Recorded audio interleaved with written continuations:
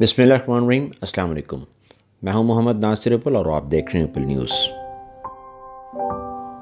Pakistan television ड्रामों में अपनी लाजवाब अदाकारी की बदौलत नाजरीन में मकबूल होने वाले सलीम नासिर 19 अक्टूबर 1989 को दायरा फ़नी से कूच कर गए थे।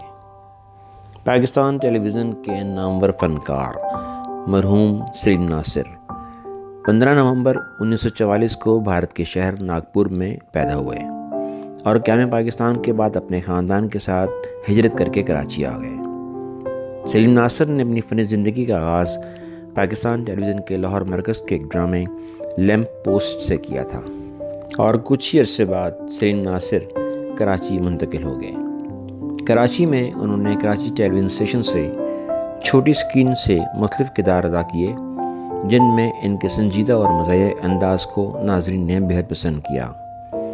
उन्होंने अपने वक्त के मकबूल ड्रामों दस्तक, निशान हैदर, आखिरी चट्टान, या निस्फ क्लिनिक, बंदिश और अनकही में काम किया।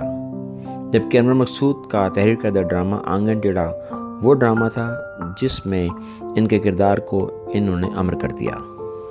अनवर मकसूद के ड्रामे आंगन टेढ़ा में सलीम नासिर ने तीसरी जिन्स के एक अकबर नामी लड़के का किरदार अदा किया था, जिसे नाज़रीन ने बेइंतहा पसंद की। सलीम नासिर ने जहां टीवी के बेशुमार ड्रामों में काम किया, वहां उन्होंने फिल्म में भी अपनी अदाकारी के जौहर दिखाए।